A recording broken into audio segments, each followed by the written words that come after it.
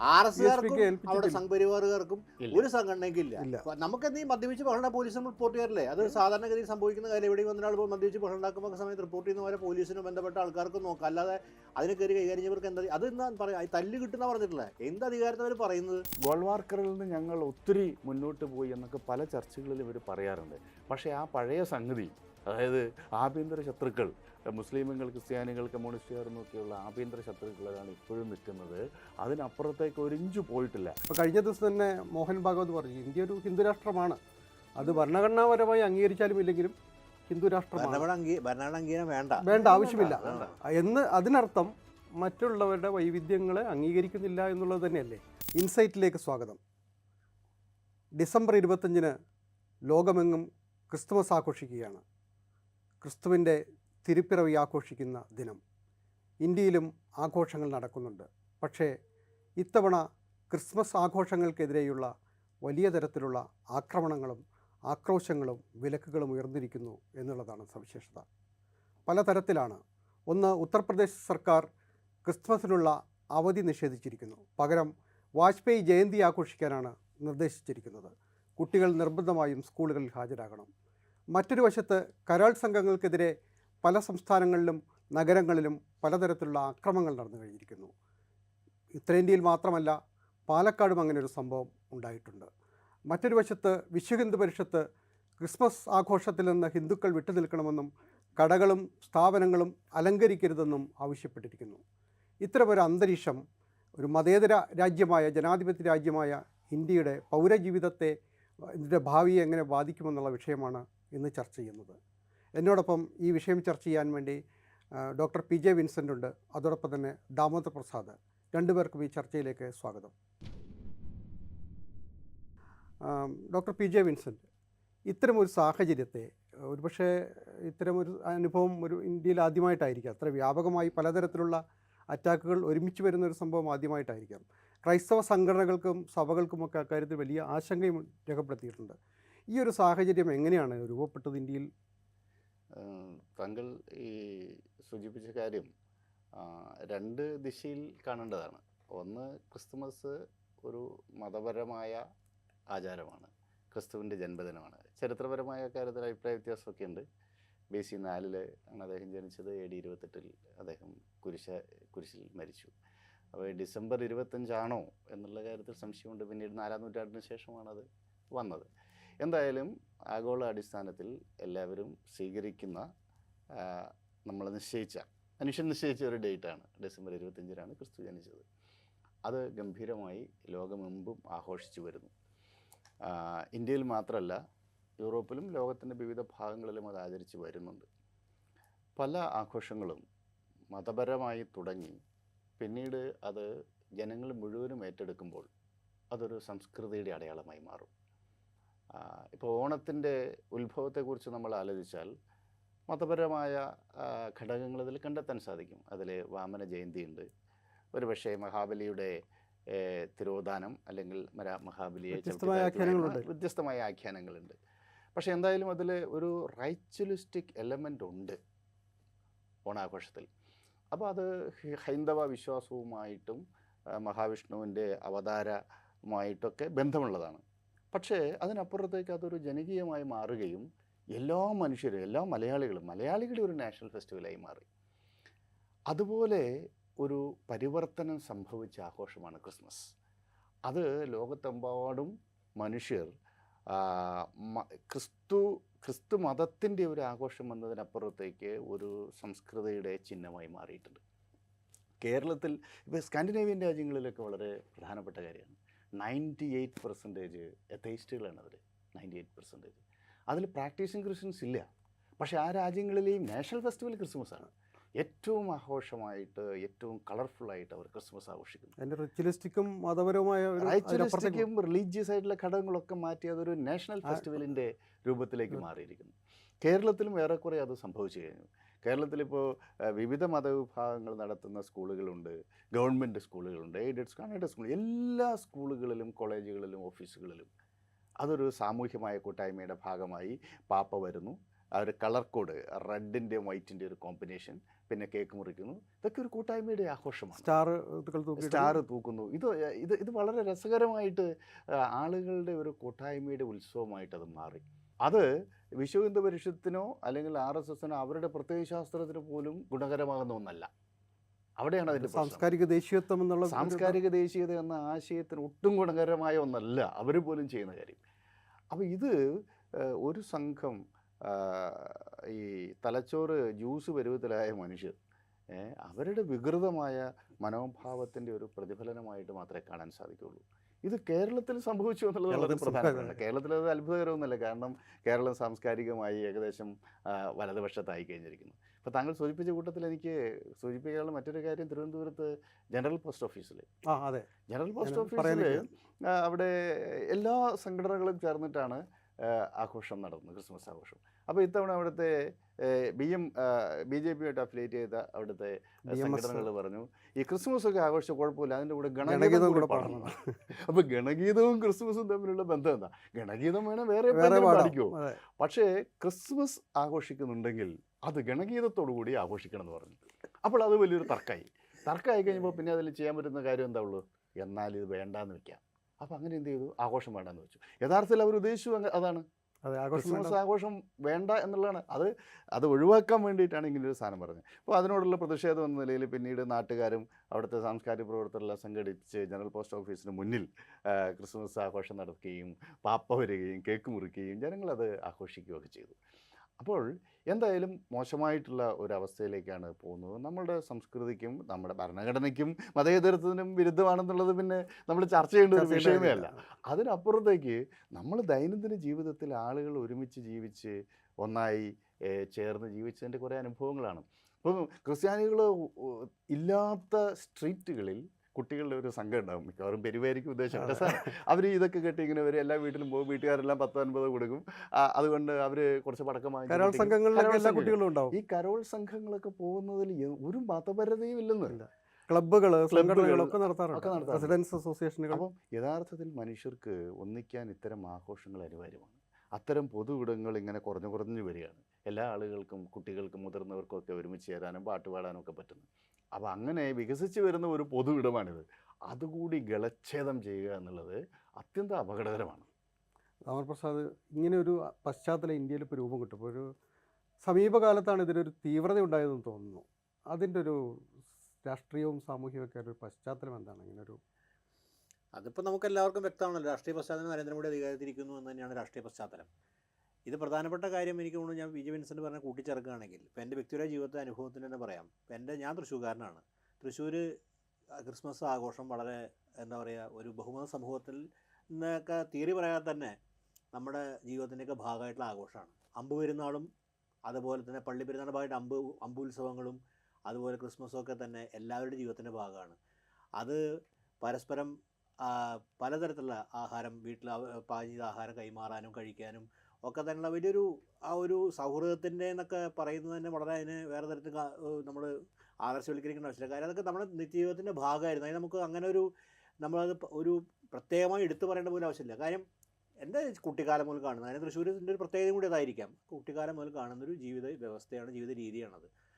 അപ്പോൾ നമുക്കറിയാം കേരളത്തിൻ്റെ പൊതു പ്രത്യേകത വെച്ചാൽ കേരളത്തിൻ്റെ ഒരു സാമൂഹ്യ ജീവിതം, പ്രത്യേകിച്ച് ആധുനിക സാമൂഹ്യ രൂപീകരണം നമ്മൾ നോക്കുകയാണെങ്കിൽ മറ്റ് ഉത്തരേന്ത്യയിൽ ഒരുപക്ഷെ അങ്ങനെ ഉണ്ടായിരിക്കാം. വ്യത്യസ്തമായിട്ട് നമ്മുടെ ഒരു സമ്മിശ്ര ജീവിത വ്യവസ്ഥയാണ്. തൊട്ടപ്പുറത്ത് അയൽവക്കത്തുള്ള ആൾ ഈ ഒരു വ്യത്യസ്ത മതവിഭാഗങ്ങൾ ഒരുമിച്ച് താമസമല്ല. അപ്പോൾ അതൊക്കെ അവരുടെ എല്ലാ ആഘോഷങ്ങളും, അത് ഓണമായിക്കോട്ടെ, ക്രിസ്മസ് ആയിക്കോട്ടെ, അതുപോലെ തന്നെ പെരുന്നാളായിക്കോട്ടെ, എല്ലാം ഒരുമിച്ച് സംയുക്തമായി ആഘോഷിക്കുന്ന രീതിയാണ് നമ്മുടെ റെസിഡൻസ് അസോസിയേഷനുള്ളത്. അതുപോലെ തന്നെ നമ്മുടെ ഇൻസ്റ്റിറ്റ്യൂഷനുകളിലും, അത് കോളേജ് ആയിക്കോട്ടെ, സർവകലാശാല ആയിക്കോട്ടെ, അതുപോലെ തന്നെ ഏത് ഗവൺമെൻറ് സ്ഥാപനം ആയിക്കോട്ടെ, അവിടെയൊക്കെ തന്നെ ഈ ആഘോഷം പ്രശ്നമില്ലെങ്കിൽ ഈ ആഘോഷം അധിക സമയം നമ്മുടെ ഇവരുടെ പ്രവർത്തകരുടെ സമയം അപഹരിക്കുന്നുള്ളൊരു പ്രശ്നമാണ് ഉന്നയിക്കാന്നല്ലാതെ ഇതെല്ലാവരും ഒരുമിച്ച് ആഘോഷിക്കുന്നതാണ്. ഈ ഒരു ആഘോഷം ഇന്നലെ കഴിഞ്ഞിട്ടാണ് ഞാനിവിടെ വന്നിരിക്കുന്നത്. കാര്യം നമ്മുടെ യൂണിവേഴ്സിറ്റിയിലൊക്കെ എല്ലാവരും ഒരുമിച്ച് ചേർന്ന് ആഘോഷിക്കുക, കുട്ടികളും വിദ്യാർത്ഥികളൊക്കെ ചേർന്ന് എല്ലാ ആൾക്കാരും ആഘോഷിച്ചിട്ടാണ് നമ്മൾ ഇരിക്കുന്നത്. അപ്പോൾ ഇത് നമ്മുടെ ജീവിതത്തിൻ്റെ ഭാഗമാണ്. ആ ജീവിതത്തിൻ്റെ ഭാഗമായ സമയത്ത് ഒരു ആഘാതം വന്നിരിക്കുന്നു. നമ്മുടെ ഇത്രയും കാലം ഇല്ലാത്തൊരു ആഘാതം കഴിഞ്ഞൊരു 3 കൊല്ലം മുമ്പാണ് സംഭവിച്ചത്. ആ 3 കൊല്ലം സംഭവിച്ചത് നമുക്ക് മനസ്സിലാക്കുന്നതിന് ഡൽഹിയിൽ ഒരു ബാൻഡ് ഈ ക്രിസ്മസ് രാത്രി മാസ് കഴിഞ്ഞ ശേഷം ഒരു യാത്ര ചെയ്യുന്ന അത് തടഞ്ഞുകൊണ്ടാണ് ഉത്തരവാദ്യം വന്നത്. ഡൽഹി പോലീസ് അഡ്മിനിസ്ട്രേഷൻ, അന്ന് ആം ആദ്മി പാർട്ടിന് ഭരിക്കുന്നെങ്കിലും പോലീസ് അഡ്മിനിസ്ട്രേഷൻ നേരിട്ട് കേന്ദ്ര ഗവൺമെൻറ് കീഴിലായതുകൊണ്ട് തടഞ്ഞു. അതേസമയം ആലോചിക്കുന്ന സമയത്ത് അതിന് തൊട്ടു മുമ്പ് ഈ ക്രിസ്മസായി ബന്ധപ്പെട്ട് ഇന്ത്യയുടെ പ്രധാനമന്ത്രി നരേന്ദ്രമോദി അവിടുത്തെ കത്തീഡ്രലിൽ അവിടുത്തെ ബിഷപ്പ്മാരൊക്കെ അവിടെ പോയി അവരെ കാണുകയും അവരോട് എന്താ പറയുക സൗഹൃദം പുതുക്കുകയും ക്രിസ്മസിൻ്റെ ഭാഗമായിട്ട് അവിടെ ചെന്ന് കാണുകയും വളരെ നല്ല കാര്യം. അതൊക്കെ ഒരു പ്രധാനമന്ത്രി ചെയ്യേണ്ട കാര്യം തന്നെ, വളരെ നമ്മൾ അംഗീകരിക്കേണ്ട കാര്യം, നല്ല കാര്യമാണ്. ഈ വ്യത്യസ്ത മതസ്ഥർ ആഘോഷങ്ങൾ പങ്കെടുക്കുകയൊക്കെ തന്നെ നല്ല സന്ദേശമാണ് കൊടുക്കുന്നത്. കാര്യം ഇന്ത്യ പോലെ ബഹുമാന സമൂഹത്തിൽ അത് ചെയ്യേണ്ട കാര്യമാണ്. പക്ഷേ തൊട്ടു പിന്നാലെ BJPയുടെ പ്രവർത്തകരും ഹിന്ദുത്വവാദികളും അതുപോലെ സംഘപരിവാർ പ്രവർത്തകരും ഈ പണി ചെയ്യുമ്പോൾ അത് തടയാനും അതിനെ നിയന്ത്രിക്കാനും ഇവർക്ക് സാധിക്കുന്ന സ്ഥലത്ത് ഈ വൈരുദ്ധ്യം കാണുന്നത്. അപ്പോൾ ഈ സാമൂഹ്യമായ നിയന്ത്രണം ആരെടുത്ത് എന്നുള്ള ചോദ്യം കൃത്യമായിട്ട് നമ്മൾ ഉന്നയിക്കേണ്ടതാണ്. ഈ സാമൂഹ്യമായ നിയന്ത്രണം നമ്മൾ ഇവിടെ മാത്രമല്ല, നീണ്ട ചരിത്രം ഉണ്ടല്ലോ, നമുക്കറിയാവുന്ന ഒറീസയിൽ നമ്മൾ കണ്ടതാണ്. ഗ്രഹാം സ്റ്റെയിൻസിൻ്റെ എന്ന ഒരു പാസ്റ്ററുടെ മക്കളെ ചുട്ടുകൊന്നു. ആ പാസ്റ്ററിനെയും മക്കളെയും ചുട്ടുകൊന്ന ചരിത്രം നമ്മുടെ മുമ്പിലുണ്ട്. അപ്പോൾ അത് ചുട്ടുകൊന്ന ആളിൽ അതുമായി ബന്ധപ്പെട്ട ആൾക്കാർ ഇന്ന് BJPയുടെ അധികാര കേന്ദ്രത്തിലുള്ള ആൾക്കാരാണ്. അപ്പോൾ ഇതൊക്കെ നമ്മുടെ മുമ്പിലുള്ള കാര്യങ്ങൾ. അപ്പോൾ ഈ ഇതര വ്യത്യസ്ത മതങ്ങളോട്, ഇതര എന്ന വാക്കുപോലും വ്യത്യസ്ത മതങ്ങളോട്, അത് ക്രൈസ്തവ മതമായിക്കോട്ടെ ഇസ്ലാം മതമായിക്കോട്ടെ ഒക്കെ തന്നെ പോയിരിക്കുന്ന അസഹിഷ്ണുത ഇതിൻ്റെ മുഖമുദ്രയായി മാറിയിരിക്കുന്നത് പ്രകടമായി തീർന്നിരിക്കും. ആ പ്രകടമായ രീതിയിൽ അപ്പുറം പോയി ഹിംസാത്മകമായ സ്വഭാവം ആർജിച്ചിരിക്കുകയും ചെയ്യുന്നുള്ള യാഥാർത്ഥ്യം മുമ്പിലുണ്ട്. അതിൻ്റെ ഭാഗമാണ് കേരളത്തിൽ കണ്ടതിനെക്കുറിച്ച് ഇവരുടെ വിശദീകരണം എന്ന് പറയുന്നത് മദ്യപിച്ച് എന്തൊക്കെയോ എന്നുള്ളത്. മദ്യപിച്ചാൽ കയറി അതിനെക്കുറിച്ച് മദ്യപിച്ചാൽ തല്ല് കിട്ടുന്നുണ്ടല്ലോ. തല്ലുവിട്ട് ഇവരാരാ? ഈ പറഞ്ഞ തല്ലെന്ന് പറയാൻ ഇവരാരാ? അതെനിക്ക് മനസ്സിലാവും. തല്ലാന്ന് ഇവർക്ക് എന്തെങ്കിലും സാമൂഹ്യ അധികാരം കൊടുത്തിട്ടുണ്ടോ? ആ തല്ലാനുള്ള അധികാരം തന്നെയാണ് ആൾക്കൂട്ട കൊലയിലും ചെന്ന് എത്തുന്നത്. ഈ തല്ലാണ് ഹിംസ നടത്താൻ ഈ കൈകാര്യം. ഇവർക്ക് എന്ത് അധികാരം? ആരെങ്കിലും അധികാരം കൊടുത്തിട്ടുണ്ട്? ഇവർ ആരാണ് ഇത് കൊടുക്കാൻ? ആ പേരിൽ തന്നെ അറസ്റ്റ് ചെയ്യേണ്ടതാണ്. നിങ്ങൾക്ക് മദ്യപിച്ചാണ്, മദ്യം കഴിച്ച് ഇങ്ങനെ എന്താ പറയുക തെറ്റായ വഴികളിലൂടെയാണ് കരോൾ സംഘടനയും റിപ്പോർട്ട് ചെയ്യണം പോലീസുള്ളത്. അത് പോലീസ് വിളിച്ച് റിപ്പോർട്ട് ചെയ്യണം. അവർ നോക്കിക്കോളാം. നിയമ നടപടിയാണ് പോകേണ്ടത്. അല്ലാതെ നേരിട്ട് കൈകാര്യം ചെയ്യുന്ന അധികാരം ആർക്കില്ല. നമ്മുടെ ഭാഗത്ത് നിന്ന് തെറ്റുണ്ടെങ്കിൽ, ആരുടെയും ഭാഗത്ത് നിന്ന് തെറ്റുണ്ടെങ്കിൽ അത് റിപ്പോർട്ട് ചെയ്യണം. സാമൂഹ്യ വ്യവസ്ഥ നിയമ സംവിധാനമൊക്കെ ഉണ്ട്. അല്ല സ്വയം നിയമം കയ്യിലെടുക്കുന്ന ഒരു അധികാരവുമില്ല. അങ്ങനെ അധികാരം അങ്ങനെ പറയുന്ന തന്നെ നിയമവിരുദ്ധമാണ്. അപ്പോൾ ഇതാണ് കേരളത്തിൽ കരാൾ സംഘത്തിന്റെ മദ്യപരിശോധന നടത്താനുള്ള സംവിധാനങ്ങളൊന്നും ഇല്ലല്ലോ. അല്ല, മദ്യപരിശോധന അവിടെ സംഘപരിവാറുകാർക്കും ഒരു സംഘടനയ്ക്കും ഇല്ല. നമുക്ക് എന്തെങ്കിലും മദ്യപിച്ച് ബഹള പോലീസ് റിപ്പോർട്ട് ചെയ്യാറില്ലേ? അത് സാധാരണഗതിയിൽ സംഭവിക്കുന്ന കാര്യം. എവിടെയും വന്നൊരാൾ മദ്യപിച്ച് ബഹളം ഉണ്ടാക്കുമ്പോൾ സമയത്ത് റിപ്പോർട്ട് ചെയ്യുന്നവരെ പോലീസിനും ബന്ധപ്പെട്ട ആൾക്കാർക്കും നോക്കാം. അല്ലാതെ അതിനെ കയറി കൈകാര്യം ചെയ്യുന്നവർക്ക് എന്താ അത് എന്താ പറയാം? തല്ല് കിട്ടുന്ന പറഞ്ഞിട്ടില്ല. എന്ത് അധികാരത്തിൽ അവർ പറയുന്നത്? അങ്ങനെ ഒരു അധികാരം കേരളത്തിൽ സംഘപരിവാർ സംഘടനകൾക്ക് ലോകത്ത് എവിടെയില്ല. പിന്നെ രണ്ടാമത്തെ കാര്യം എന്ന് പറയുന്നത്, നമ്മുടെ രാഷ്ട്രീയം എന്ന് പറയുന്ന സമയത്ത് നമ്മൾ കാണാതിരിക്കേണ്ട ഈ കേക്ക് ഡിപ്ലോമസി കുറച്ച് കാലം ഉണ്ടല്ലോ കേരളത്തിൽ. BJP സംബന്ധിച്ചാണ് ഇപ്പോൾ നമ്മൾ അവസാന വോട്ട് ശതമാനം നോക്കി വന്നാണ് താഴോട്ട് മൂക്കുത്തി വീണിരിക്കുകയാണ്. 14% മൂക്കുത്തി, അതായത് ഹിന്ദു വോട്ട് മാത്രമേ കിട്ടിയുള്ളൂ. അവരുടെ പതിവ് വോട്ട് ആ ത്രഷോൾഡ് അപ്പുറം BJPക്ക് ഉയരാൻ സാധിക്കില്ലെന്ന് വീണ്ടും തെളിയിച്ചിരിക്കുന്നു. എന്തുകൊണ്ട് സംഭവിച്ചു? സുരേഷ് ഗോപി ജയിച്ച തെരഞ്ഞെടുപ്പിന് ശേഷം ഈ പ്രസിഡന്റ് മാറിയോണ്ടല്ല. എന്തുകൊണ്ട് BJPക്ക് ദുരന്തം സംഭവിക്കുന്നു? എന്തുകൊണ്ട് സംഭവിച്ചത്? ആത്മപരിശോധന നടത്താൻ എല്ലാ പാർട്ടികളും തോറ്റാൽ CPM-നോട് പറയുന്നത് നിങ്ങൾ സ്വയം പരിശോധിക്കൂ എന്ന് എല്ലാവരും പറയുന്ന പോലെ BJP പരിശോധിക്കേണ്ടത് തന്നെയാണ് ഈ കാര്യം. ആ പരിശോധന അടിസ്ഥാനം അവർക്ക് മനസ്സിലാക്കാൻ പറ്റും. വീണ്ടും തൃശ്ശൂരിൻ്റെ ക്രൈസ്തവർ വോട്ട് ചെയ്തിരുന്നത് ഈ സമീപനമാണ്. ഈ സമീപനം കാരണമാണ് കേക്കായിട്ട് നിങ്ങളുടെ നേതാക്കൾ പോവുകയും നിങ്ങളുടെ സാമൂഹ്യ വിരുദ്ധരായിട്ടുള്ള പ്രവർത്തകർ അഴിഞ്ഞാടുകയും ചെയ്യുമ്പോൾ ആര് നിങ്ങൾ വിശ്വസിക്കണം? നിങ്ങൾ എങ്ങനെ വിശ്വസിക്കും? അപ്പോൾ ഒരു മതത്തിൻ്റെ ഒരു ആക്രമണത്തെ എങ്ങനെ? അതുപോലെ നമ്മൾ കണ്ടത് കന്യാസ്ത്രീകളോട് എടുത്ത ഛത്തീസ്ഗഡിലെ സമീപനം, ഇതൊക്കെ നമ്മുടെ പ്രത്യക്ഷമായുള്ളത്. അപ്പോൾ വിശ്വാസത്തിന് പുറത്തായി നിങ്ങൾ വിശ്വസിക്കാൻ BJP വിശ്വസിക്കാൻ പറ്റുന്ന ഈ കേക്ക് ഡിപ്ലോമസിയും ഈ സഹിഷ്ണുതയൊക്കെ തന്നെ വെറും കാപട്യത് മനസ്സിലാക്കുന്ന ഭാഗമായിട്ട് വലിയ ഭാഗം ചെന്ന് അകന്നിരുന്നു. അപ്പോൾ കേരളത്തിൽ നമുക്കറിയാം കാസ പോലെ സംഘടന രൂപീകരിക്കുകയും BGDs ഒക്കെ പോലെ കാസ പോലെ സംഘടന രൂപീകരിക്കും ക്രൈസ്തവ മതസമൂഹമായിട്ട് അടുക്കുകയും ചെയ്താൽ തീർച്ചയായും തെക്ക് ഭാഗത്ത് BJP കുറച്ച് വോട്ട് സമാഹരിക്കാൻ സാധിക്കും. അത് BJP പ്രതീക്ഷ നൽകുന്ന കാര്യമാണ്. അതിനകന്ന് പോയിന്നാണ് തെരഞ്ഞെടുപ്പ് വിധി കാണിച്ചു തന്നിരിക്കുകയാണ്. അത് ആ പരാജയത്തിന് കാരണം ഈ അസഹിഷ്ണുതയാണ്. സംഘപരിവാർ എന്ന സാമൂഹ്യ വിരുദ്ധമായ ഒരുപാട് ശക്തികൾ ഇതിനെ കൂടെ ചേർന്ന് ഈ കരോൾ സംഘത്തെ ആക്രമിച്ച പോലെ ഇതിനോട് ഈ ഇന്ത്യയിൽ മുഴുവൻ ഈ ഭരണാധികാരം ഉപയോഗിച്ചുകൊണ്ട് ഇങ്ങനെ സാമൂഹ്യ പ്രവർത്തനം നടത്താൻ തയ്യാറായി നിൽക്കുന്ന ആൾക്കാരുടെ പ്രശ്നം തന്നെയാണ് ഇവർക്ക് പിരികോട്ടടി പറഞ്ഞത്. പരിശോധിക്കാൻ ചന്ദ്രശേഖരനും BJP നേതൃത്വത്തിനൊക്കെ ബാധ്യതയുണ്ട്. ഇതിപ്പം ഉത്തരേന്ത്യയിൽ നടന്ന ഒറ്റപ്പെട്ട സംഭവങ്ങളൊന്നുമല്ല, പല സ്റ്റേറ്റുകളിലും നടന്നിട്ടുണ്ട്. ഒരേ സമയം തന്നെ പല സ്റ്റേറ്റുകളിലും നടന്നിട്ടുണ്ട്. അത് നേരത്തെ പറഞ്ഞതുപോലെ ഏതെങ്കിലും ചില ചീഞ്ഞ തലച്ചോറുള്ള സംഘങ്ങളുടെ പ്രശ്നമായി നമുക്ക് ചുരുക്കി കാണാൻ പറ്റുമെന്നറിയില്ല. അതിനേക്കാൾ അപകടകരമായി ഇതിൻ്റെ ഒരു സാഹചര്യം, ഇപ്പം ബ്ലൈൻഡായിട്ടുള്ള കുട്ടികളുടെ ഒരു സ്കൂളിൽ അതിക്രമിച്ച് കയറിയിട്ട് ഈ സംഘപരിവാർ സംഘടനകൾ ഈ കരോൾ തടസ്സപ്പെടുത്തുന്ന ഒരു സംഭവം പോലും ഉണ്ടായി. അപ്പോൾ ഈ സംഭവങ്ങൾക്ക് കൂട്ടിച്ചേർക്ക് വായിക്കേണ്ട ഒരു സംഭവം വെച്ചാൽ, ഒന്ന് വിശ്വ ഹിന്ദു പരിഷത്തിൻ്റെ ആഹ്വാനം ഹിന്ദുക്കൾ ആഘോഷിക്കരുത്, അതുപോലെ തന്നെ മറ്റൊന്ന്, ഒരു ഔദ്യോഗികമായ, ഇപ്പോൾ നമുക്ക് സാറ് അധ്യാപകനാണ്, ഇപ്പോൾ കേരളത്തിലൊക്കെ 10 ദിവസത്തെ അവധിക്കാലമാണ്.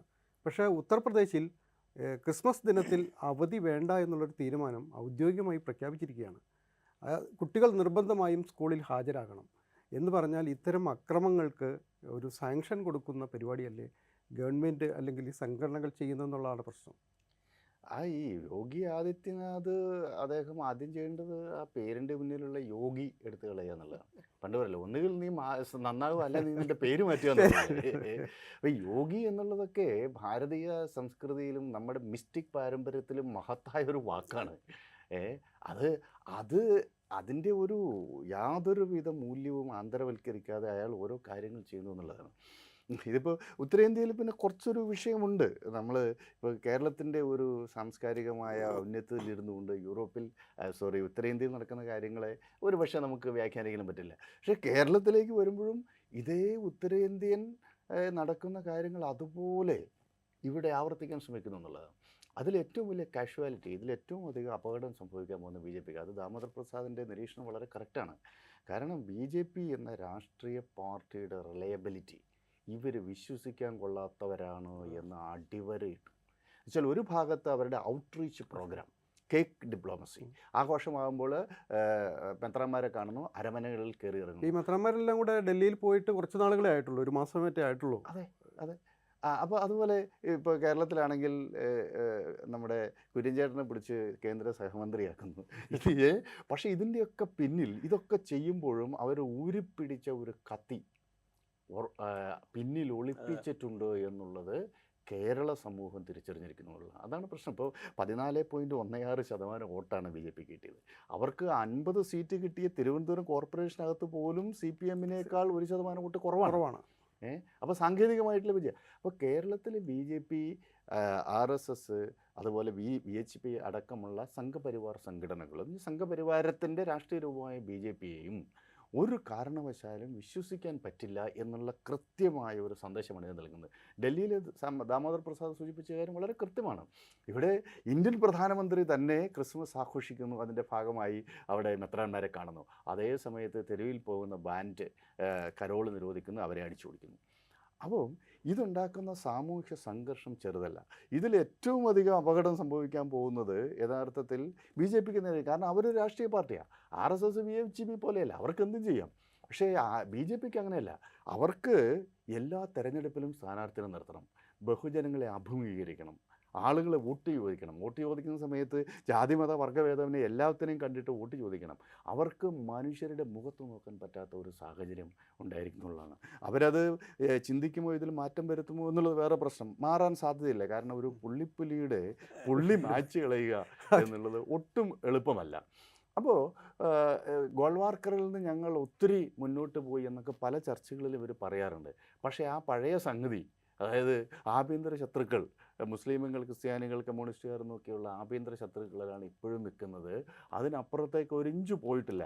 അതിൻ്റെ കൂടെ അർബൻ നക്സലിസ്റ്റ്, സ്യൂഡോ സോഷ്യലിസ്റ്റുകൾ, പിന്നെ എന്താ പറയുക, ടുക്കടെ ഗ്യാങ്, പിന്നെ പ്രസ്റ്റിറ്റ്യൂഡ് എന്നൊക്കെ പറഞ്ഞ ചില വാക്കുകളൊക്കെ ഉണ്ട്. അവരെ എതിർക്കുന്ന മറ്റേ ജേർണലിസ്റ്റുകൾ, അവരെ എതിർക്കുന്ന ജേർണലിസ്റ്റുകളെ ഈ പ്രോസ്റ്റിറ്റ്യൂഷൻ പ്ലസ് ജേർണലിസ്റ്റ്, പ്രസ്റ്റിറ്റ്യൂട്ട് എന്നുള്ള വാക്ക്, പ്രസ് പ്ലസ് ഇങ്ങനെയൊക്കെയുള്ള ചില ആളുകളെ കൂട്ടിച്ചേർത്ത് ഒഴിച്ചാൽ പഴയ അതേ പൊസിഷനിൽ അവർ നിൽക്കുന്നു എന്നുള്ളതാണ്. ഇത് അത്യന്തം അപകടകരമാണ്. ഇപ്പം ഇന്ത്യൻ കോൺടെക്സ്റ്റിൽ ഒരുപക്ഷെ വളരെ ലിബറലായി നിൽക്കുന്ന ഒരു സമൂഹമാണ് ഈ ക്രിസ്ത്യൻ സമൂഹം. വളരെ മറ്റ് ഈ സെമിറ്റിക് മതങ്ങളെ അപേക്ഷിച്ച്, സെമിറ്റിക് മതങ്ങളുടെ പൊതുവായിട്ടുള്ള ഒരു സ്വഭാവമുണ്ട്. ഫണ്ടമെൻ്റലിസ്റ്റ് പൊസിഷൻ എടുക്കുന്ന മതക്കാർ കുറേ ഫണ്ടമെൻ്റലിസ്റ്റിനെ ബേസ് ചെയ്തിട്ടാണ് നിൽക്കുന്നത്. പക്ഷേ കേരളത്തിലാണെങ്കിലും ഇന്ത്യയിലാണെങ്കിലും ക്രിസ്ത്യൻ സമൂഹം പൊതുവേ, കാരണം അവർ നടത്തുന്ന എഡ്യൂക്കേഷൻ ഇൻസ്റ്റിറ്റ്യൂഷൻസൊക്കെ വളരെ പ്രധാനപ്പെട്ടതാണ്. ഇപ്പം നിങ്ങളുടെ വിദ്യാഭ്യാസ സ്ഥാപനങ്ങളെ സംബന്ധിച്ച് ഒരു വിമർശനം ഒരു BJPയുടെ വളരെ പ്രഗത്ഭനായ ഒരു നേതാവ് നമ്മുടെ പാർലമെൻറ്റിൽ ഉന്നയിച്ച സമയത്ത് നമ്മുടെ ജോൺ ബ്രിട്ടാസ് ഒരു കണക്ക് പാർലമെൻറ്റിൽ അവതരിപ്പിച്ചു. ഇന്ന് കേന്ദ്രമന്ത്രിസഭയിലുള്ള 90% ആളുകൾ പഠിച്ചത് ക്രിസ്ത്യൻ സ്ഥാപനങ്ങളിൽ. വളരെ രസകരമായിട്ടുള്ളൊരു സാധനമായിരുന്നു. ഓരോരുത്തരെയും പേരെഴുതിയിട്ട് നിങ്ങൾ പഠിച്ച് ഇന്ന സ്കൂളിലാണ്, ഇന്ന കോളേജിലാണ്. ഇതെല്ലാം എണ്ണം പറഞ്ഞ ക്രിസ്ത്യൻ മിഷണറിമാരോ അല്ലെങ്കിൽ ക്രിസ്ത്യൻ മാനേജ്മെൻറ്റോ നടത്തുന്ന സ്ഥാപനങ്ങളാണ്. പക്ഷെ അവരെല്ലാം വളരെ സെക്കുലറായിട്ടാണ് ഇത്തരം സ്ഥാപനങ്ങൾ നടത്തുന്നത്. കാരണം അതിൽ പഠിക്കുന്നതിൽ എനിക്ക് തോന്നുന്നത് ഡൽഹിയിലോ അല്ലെങ്കിൽ ഡെറാഡൂണിലോ ഒക്കെയുള്ള സ്കൂളുകൾ എടുത്തു കഴിഞ്ഞാൽ, കോളേജുകളിലെടുത്ത് അതിലൊക്കെ പഠിക്കുന്നതിൽ ഒരു 90% ഒരു പക്ഷേ നോൺ ക്രിസ്ത്യൻസ് ആയിരിക്കും. സെൻറ്റ് സ്റ്റീഫൻ കോളേജൊക്കെ എടുത്ത് നമുക്കറിയാം. അപ്പോൾ ഇങ്ങനെ ഒരു കൾച്ചറൽ ക്യാപിറ്റൽ അവർക്കുണ്ട്, അങ്ങനെ ഒരു ട്രഡീഷൻ അവർക്കുണ്ട്. വിശേഷ്യ നമ്മുടെ ഈ ജസ്യൂട്ട് മിഷണറിമാരുടെയൊക്കെ വിദ്യാഭ്യാസ സ്ഥാപനങ്ങളൊക്കെ വളരെ സെക്കുലറായി കണ്ടക്ട് ചെയ്യുന്നതാണ്. അപ്പോൾ ഇങ്ങനെ ഒരു പാരമ്പര്യവും കൂടി ഉള്ള ഒരു വിഭാഗത്തെയാണ് കണ്ണുമടച്ച് എതിർക്കുന്നത്. അപ്പോൾ ഇതുണ്ടാക്കുന്ന പ്രതിസന്ധി വലിയ ഇതായിരിക്കും. ഇപ്പോൾ കേരളത്തിൽ നമ്മൾ നോക്കിക്കഴിഞ്ഞാൽ ക്രിസ്മസ് നമ്മളെല്ലാവരും ആഘോഷിക്കുന്നു, ഓണം നമ്മുടെ ദേശീയോത്സവമാണ് അതിനകത്ത്. പിന്നെ അതുപോലെ ഇപ്പോൾ നോമ്പ് തുടങ്ങിക്കഴിഞ്ഞാൽ മിക്കവാറും നോമ്പ് തുറ നമ്മളെല്ലാവരും ആഘോഷിക്കും. BJP-ക്കാരും നോമ്പ് തുറക്കാറുണ്ട്. അടൽ ബിഹാരി വാജ്പേയി പ്രൈം മിനിസ്റ്റർ ആയിരുന്നപ്പോഴും ഇഫ്താർ പാർട്ടി നടത്താറുണ്ട്. ഇതെല്ലാം ഇന്ത്യൻ പാരമ്പര്യത്തിൻ്റെ ഭാഗമല്ലേ. പ്രദേശം എടുത്തല്ല ഇപ്പോൾ ദാമോദർ പ്രസാദിൻ്റെ തൃശ്ശൂർ, അവിടെ ഈ വടക്കുന്നാഥിന് തൃശ്ശൂർ പൂരം നടത്തുന്നതിൽ വലിയ പണം അല്ലേ അവിടുത്തെ ക്രിസ്ത്യൻ സമൂഹം വലിയ പങ്ക് വഹിക്കുന്നു. ക്രിസ്ത്യൻ എല്ലാവരും കൂടി ചേർന്നാണ് നടത്തുന്നത്. അതിൽ തന്നെ അവിടുത്തെ ക്രിസ്ത്യാനികളുടെയും ഹിന്ദുക്കളുടെയും മുസ്ലിമുകളുടെയും ഒക്കെ ഒരു ദേശീയോത്സവവും വികാരവുമാണ് തൃശ്ശൂർ പൂരം. തിരുവനന്തപുരം എടുത്തു കഴിഞ്ഞാൽ അവിടെ ആറ്റുകാൽ പൊങ്കാലയുണ്ട്, അതുപോലെ ഭീമാപ്പള്ളി, അത് ലോക്കൽ ഹോളിഡേ ആണ്. ഭീമാപ്പള്ളി എല്ലാവരും പോകും. ഇവിടെ വെട്ടിച്ചിറ പള്ളിയിലെ പെരുന്നാൾ മുഴുവൻ ആളുകളും പോകും. ഇങ്ങനെയൊക്കെയുള്ള വലിയ പാരമ്പര്യമാണ് നമുക്കുള്ളത്. അത് ഹിന്ദുവിസം തന്നെ എടുത്തു കഴിഞ്ഞാൽ ഹിന്ദുവിസത്തിൻ്റെ ഇന്ന് കാണുന്ന വളർച്ച തന്നെ ഒരു സിൻക്രറ്റിക് മതമായിട്ട് അത് വരുന്നത്. ഇപ്പോൾ ഒരു 6-ാം നൂറ്റാണ്ടിന് ശേഷമൊക്കെ വൈഷ്ണവൈറ്റ്സും ശൈവൈറ്റ്സും തമ്മിൽ വലിയ സംഘർഷം നടന്നിരുന്നു. യൂറോപ്പിൽ 16-ാം നൂറ്റാണ്ടിൽ പ്രൊട്ടസ്റ്റന്റുകാരും കാത്തലിക്സുകാരും ഉണ്ടായതുപോലെ മാരകമായ കൊലപാതക പരമ്പരകൾ ശൈവന്മാരും വൈഷ്ണവരും തമ്മിലുണ്ടായി. അതിനകത്ത് നിന്നാണ് പിന്നെ ഇതിന് സിൻക്രറ്റിക് സാധനമായി മാറുന്നത്. ഇപ്പോൾ കേരളത്തിലെല്ലാം നോക്കിക്കഴിഞ്ഞാൽ ഒത്തിരി ആളുകൾക്ക് ശങ്കരനാരായണൻ എന്ന് പേര് കാണാം. ഇതെല്ലാം ഈ ഒന്നിച്ചു ചേരലിൽ നിന്നുണ്ടായതാണ്. അപ്പം ഇങ്ങനെയൊക്കെയുള്ള ഇതിലൂടെയാണ് ഈ ഹിന്ദുയിസം പോലും വികസിച്ചത്.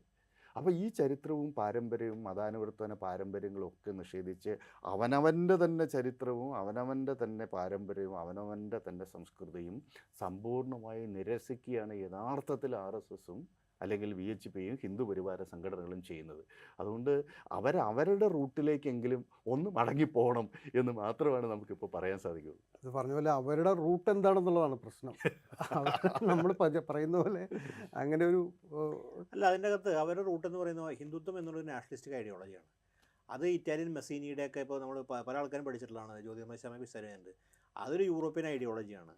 ഇപ്പോൾ യൂറോപ്പിൽ വന്ന നാഷണലിസ്റ്റാണ്. ഇവരും മാതൃകയാക്കിയത് എന്താ പറയുക, ജർമ്മൻ നാസിസത്തിനെ മാതൃകയാക്കിയിട്ടുണ്ട്. അതിനു മുമ്പ് ഇറ്റാലിയൻ മെസീനി കൊണ്ടുവന്ന ദേശീയതയുടെ ആ പ്രതിശാസ്ത്ര മാതൃകകൾ തന്നെയാണ് ഇവിടെ BS മൂഞ്ചിയും ഹെഗ്ഡെ വാർണൊക്കെ തന്നെ സ്വീകാര്യമായിരുന്നു. ഹിന്ദുത്വനും ആ തരത്തിലുള്ള ദേശീയതവാദത്തിൻ്റെ സ്വഭാവമുണ്ട്. ആൻറ്റി കൊളോണിയലായിട്ടൊരു ഘട്ടം അതിന് ഈ സവർക്കറിൻ്റെ ജീവിതത്തിൽ ഘട്ടം ഉണ്ടായിരുന്നു വാസ്തവമാണ്. ആൻറ്റി കൊളോണിയൽ ഘട്ടം അത് തീവ്രവാദ ഘട്ടം ഉണ്ടായിരുന്നു കാര്യം. അതിനുശേഷം പിന്നീട് ഉണ്ടാകുന്ന ഈ തരത്തിൽ ഈ യൂറോപ്യൻ ദേശീയതയുടെ തീവ്ര ദേശീയതയുടെ ആ മാതൃകയിൽ തന്നെയാണ് വികസിച്ചത്. പ്രത്യേകിച്ച് നമ്മൾ കാണുന്നത് ഈ ജർമ്മനിലാണ് അതിൻ്റെ പിന്നീട് കാണുന്നതിൻ്റെ ഒരു വികസിത രൂപം ഉണ്ടാകുന്നത്. അപ്പോൾ ഈ നേരത്തെ വിൻസെൻ്റ് സൂചിപ്പിച്ച കാര്യമാണ് ശരിയാണ്.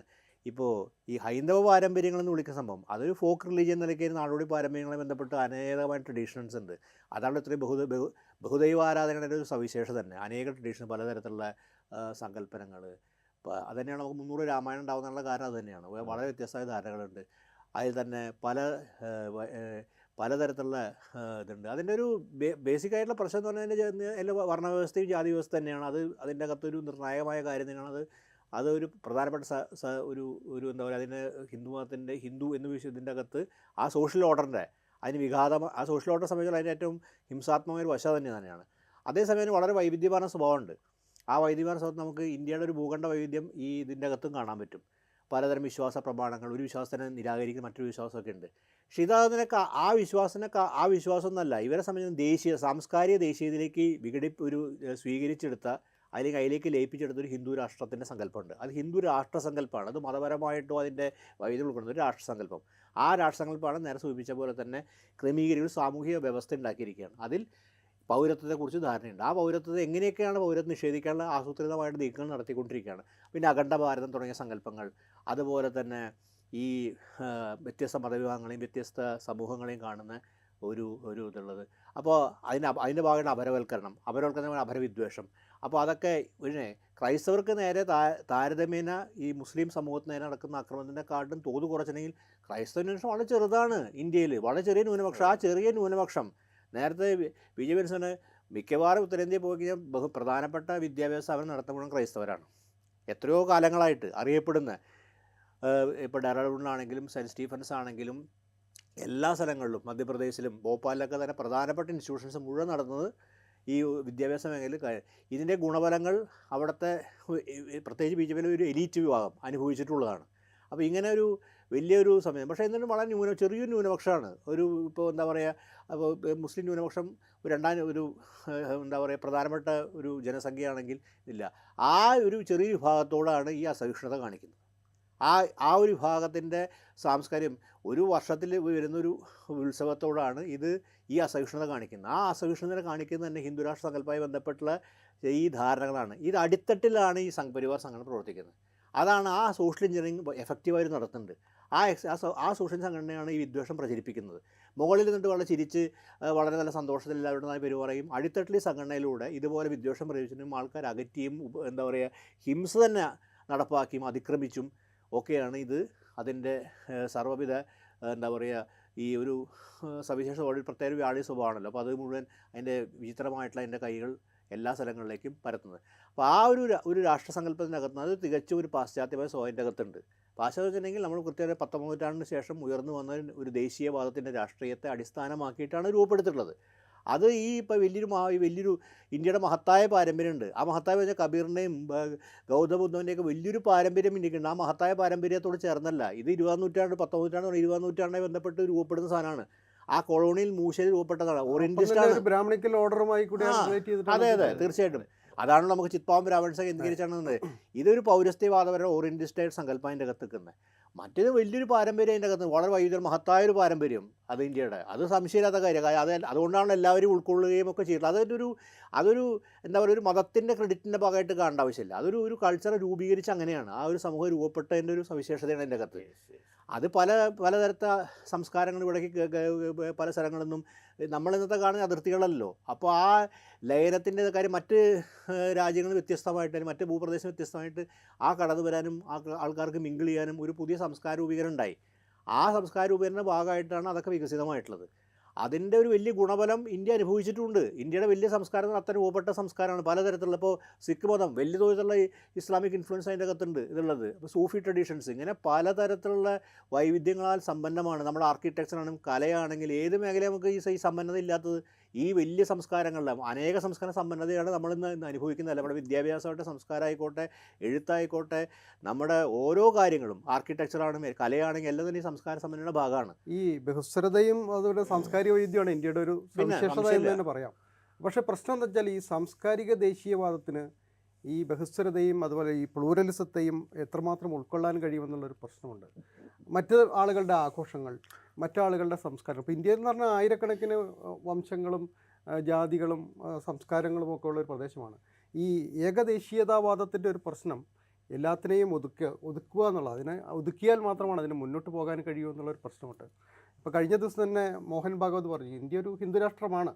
അത് ഭരണഘടനാപരമായി അംഗീകരിച്ചാലും ഇല്ലെങ്കിലും ഹിന്ദു രാഷ്ട്രമാണ്, ഭരണഘടന അംഗീകാരം വേണ്ട ആവശ്യമില്ല എന്ന്. അതിനർത്ഥം മറ്റുള്ളവരുടെ വൈവിധ്യങ്ങളെ അംഗീകരിക്കുന്നില്ല എന്നുള്ളത് തന്നെയല്ലേ.